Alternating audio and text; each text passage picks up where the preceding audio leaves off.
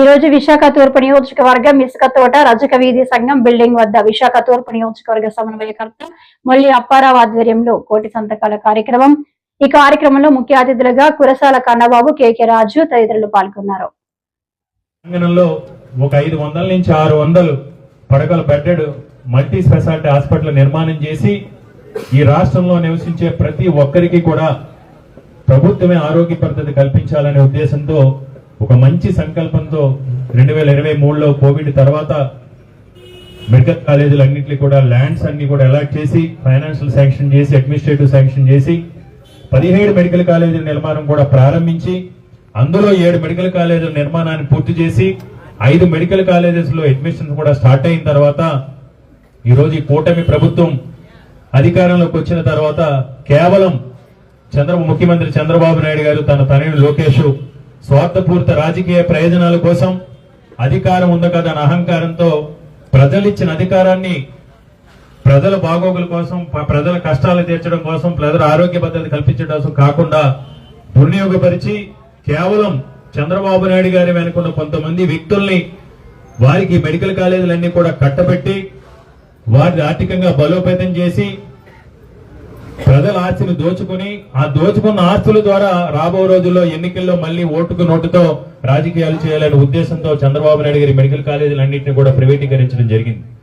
ఇది పూర్తిగా ప్రజా వ్యతిరేక నిర్ణయం. అది మీ అందరికీ కూడా తెలిసిందే. ఇది ఎంత ప్రజా వ్యతిరేక నిర్ణయం అనేది మన ఈ సంతకాల సేకరణలో ఎక్కడికి వెళ్ళినా మేము సంతకం పెట్టననే వాళ్ళు కానీ మనం చూసాం 50 రోజుల్లో మెడికల్ కాలేజీ ప్రైవేటీకరణ చేస్తున్నారు.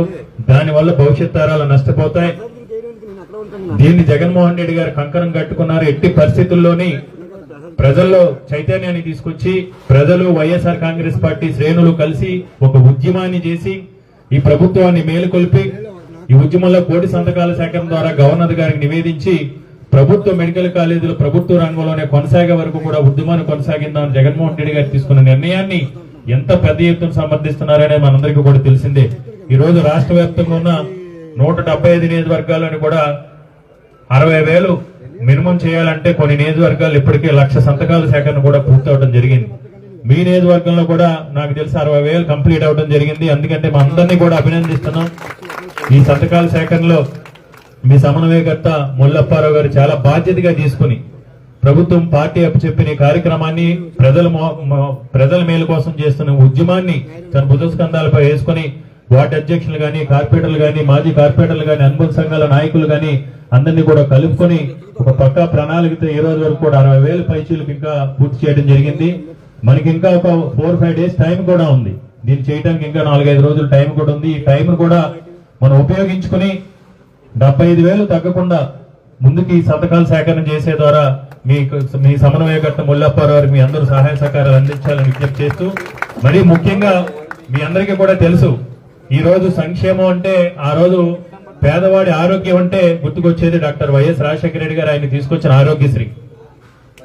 ఆ రోజు రాజశేఖర రెడ్డి గారు తీసుకొచ్చిన ఫీజు రియంబర్స్మెంట్ వల్ల ఈ రోజు మీ కుటుంబాల్లో కావచ్చు, మీ బంధువుల కుటుంబాల్లో కావచ్చు, మీ స్నేహితుల కుటుంబాల్లో కావచ్చు లక్షలాది మంది ప్రజలు ఈ రాష్ట్రంలో డాక్టర్లుగా, ఇంజనీర్లుగా స్థిరపడి ఈ రోజు ఆ కుటుంబాల్లో వెలుగులు తీసుకొచ్చిన ఘనత చెంది. ఎందుకంటే పెద్దలందరూ కూడా చెప్తారు, ఎక్కడైతే ఈ సమాజంలో ధనిక పేద తాడిత పీడిత ప్రజానికం అనే తారతమ్యాలు తొలగి సమానత్వం తీసుకురావాలంటే అది ఒక విద్య ద్వారా మాత్రమే సాధ్యం. విజ్ఞాన సమసంపాదన ద్వారా మాత్రమే సమాజంలో మార్పును తీసుకురాగలుగుతాం. ఎందుకంటే మన పిల్లలకి ఒక స్థలమో, ఒక బంగారమో, ఒక ఇల్లు ఇస్తే అది స్థిరత్వం కాదు. మనం విద్యను కనుక ఇస్తే ఆ విద్యను ఎవరో దొంగలించలేరు. ఆ విద్య వల్ల 10 మందికి, ఆ కుటుంబానికి మేలు జరుగుతుంది, సమాజంలో 10 మందికి మేలు జరుగుతుంది.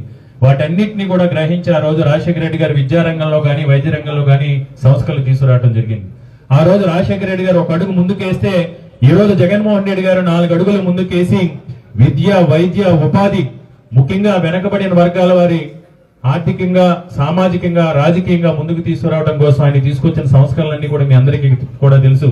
చదువుకోవాలనుకునే తపన ఉన్న ప్రతి ఒక్కరిని చదివించాలని తీసుకొచ్చిన అమ్మఒడి గాని, నాడు నేడు పథకం ద్వారా ప్రభుత్వ పాఠశాలల్ని ఉన్నత స్థితి నుంచి ఉన్నత స్థితికి నిదానంతో ఈ విధంగా గవర్నమెంట్ స్కూల్లో అభివృద్ధి చేశారు మీ అందరికీ కూడా తెలుసు. జగన్మోహన్ రెడ్డి గారు ముఖ్యమంత్రి అవ్వకముందు ఏదన్నా స్కూల్లో ఒక ఆడపిల్ల 5వ తరగతి దాటి ఏదో ఎవరైనా ఆడపిల్ల 1వ తారీఖు నుంచి 10వ తారీఖు ఆడపిల్ల స్కూల్లో వెళ్ళిన తర్వాత టాయిలెట్కి వెళ్ళాలంటే ఇబ్బందికర పరిస్థితులు.